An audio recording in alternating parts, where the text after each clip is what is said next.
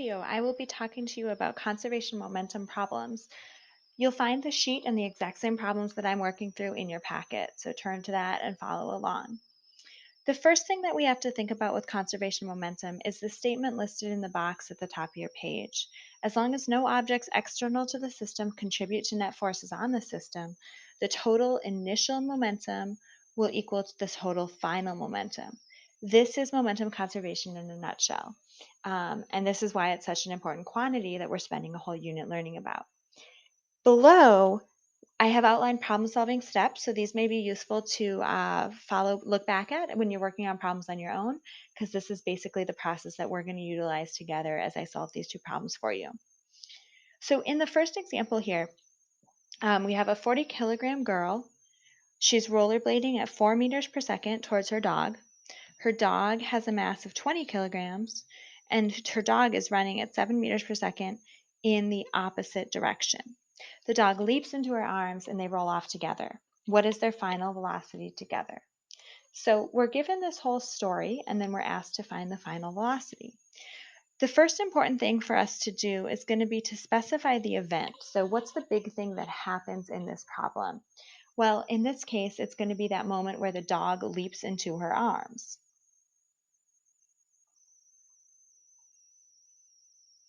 The reason it's important to specify the event is that this is what separates the initial from the final in the problem. So everything before the dog leaps into her arms is going to be our initial. Well, what was happening then was that the girl was rollerblading. So we see this here. We're going to list the object, then the mass, then the velocity. So my object is the girl. Mass of the girl is 40 kilograms. Velocity of the girl is 4 meters per second. The other object that I'm paying attention to here is the dog.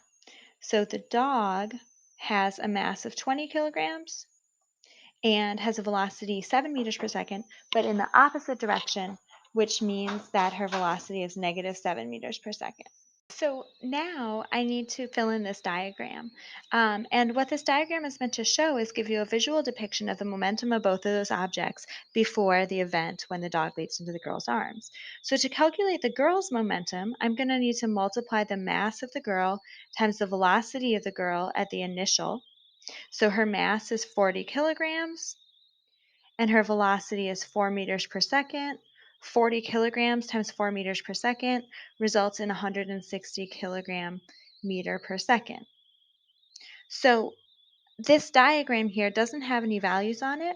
We see 0 is right in the middle, and that we have positive to the right, negative to the left. So I'm going to say it seems like a reasonable scale would be if each box was 50. So if 160 is my total, one box means 50, two boxes 100, three boxes 150. So I need to go just a touch over that third box and shade in to represent 160 kilogram meters per second of momentum. Okay, I'm going to do the same thing for the dog. So I need to take the mass of the dog multiplied by the initial velocity of the dog. So 20 kilograms times negative 7 meters per second. So that'll give me negative 140 kilogram meter per second. Again, I'll use 50 as my scale. So I have negative 50, negative 100, and then I want to go just like most of the way through that box to represent negative 140 kilogram meters per second of momentum for the dog. So that's my momentum diagram. Now I'm going to add one more thing on the bottom line, and that is a total. So my total momentum will just be the initial momentum of the girl plus the initial momentum of the dog. So 160 plus negative 140, giving me a total of positive 20 kilogram meters per second of momentum. So each box is worth 50, so 20 would be just under halfway for that box. So that's my total momentum. Now the reason that's so important, coming back up, we said total initial momentum equals total final momentum. So knowing that my total initial is 20, I know that my total final momentum is also going to be 20. That will be exactly the same. Now, in the final situation, we're told that the dog leaps into the girl's arms. So now they're kind of moving off as one object together. So it's now like the dog and the girl together. Well, if the girl's mass was 40, the dog was 20, together they'll have a mass of 60 kilograms. And we don't know their velocity, so I'm just going to list that as VF. That's what we're actually trying to find. So, because they're the only object here, I know that the girl and the dog together are going to have a momentum of 20, right? So, momentum of girl and dog will equal 20. Well, the mass of girl and dog times the velocity final equals 20. Mass of the girl and the dog was 60 times VF equals 20. So we end up dividing both sides by 60. So VF is going to be 2 over 6 or 1 over 3, which in decimal form would be 0.33 meters per second. And that is my final answer for the dog and girl's velocity at the end of the situation. So we just solved this problem and found the velocity to be 0.33, but I want to show you how to do this using an algebraic approach if you're more comfortable with that. So I saved the diagrams that we made from before, but this time we're going to start by writing out conservation of momentum. So we know that the momentum of the girl initially plus the momentum of the dog initially will have to equal the momentum of the girl and dog together finally. So that statement alone is a conservation of momentum equation. We're going to break this down a little bit more though. So to get the momentum of the girl initially, I will take the mass of the girl times the velocity of the girl initially. To get the momentum of the dog initially, I'll take the mass of the dog times the velocity of the dog initial. And that I expect to equal the momentum of them together. So I'll want to add the mass of the girl plus the mass of the dog and then multiply by their final velocity. So from here, I just need to plug in the values that I know. The girl's mass is 40.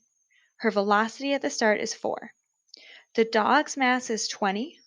The dog's velocity at the beginning is -7. I expect that to be equal to their masses added up, so 40 plus 20 times VF. So I know the numbers on the left. I know this will be 160 plus -140 equals 60 VF. So continuing over here, 160 minus 140 gives me 20. 20 equals 60 VF. So I divide both sides by 60. And then I see that VF, 20 over 60, will be 0.33 meters per second.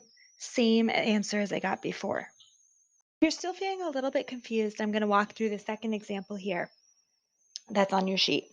So in this problem, we have two kids at rest in office chairs. They push off. The first kid, who has a mass of 20 kilograms, moves at 3.5 meters per second after the push. And the other kid, who has a mass of 50 kilograms, moves off at an unknown speed after the push. And we're asked to find what the second kid's velocity is after the push. So all of this seems to center around the push off. So that is the event. So again, anything that happens before the push off goes in the initial diagram. Anything after the push off goes in the final diagram.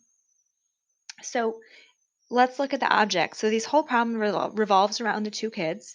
So kid 1 has a mass of 20 kilograms. And initially, we're told they're both at rest. So that means they have a velocity of 0. Kid 2 has a mass of 50 kilograms and is also at rest initially, meaning a velocity of 0. So if I go and calculate the momentum of kid 1, using momentum equals mass times velocity, 20 kilograms times 0 meters per second is going to give me a big whopping 0 kilogram meters per second. So my momentum comes out to be 0. Well, if I look at kid 2, their velocity is also 0, so it's going to be the exact same story. So kid 1 momentum is 0, kid 2's momentum is 0, so the total momentum that I have, if I add up 0 plus 0, I also get 0. So my total momentum is 0. Coming over to the final, conservation of momentum means that the total will be the same before and after, so my total momentum afterwards is also going to be 0. Well, I'm going to have kid 1 again, who still has a velocity of 20 kilograms, but we know that this kid moves off at 3.5 meters per second after the collision, so I'll put in their velocity. Kid 2 still has a mass of 50 kilograms, but we don't know their velocity afterwards, so I'll list it as VF. Now we know that both of these kids' momentum has to add up to 0. So let's start by figuring out kid 1. P equals mv. So the mass of kid 1 is 20 times 3.5. Well, 20 times 3 would give me 60. 0.5 times 20 would be 10. So 60 and 10 gives me 70 kilogram meters per second of momentum. I'll use the same scale I did before, so I'll say each box is worth 50.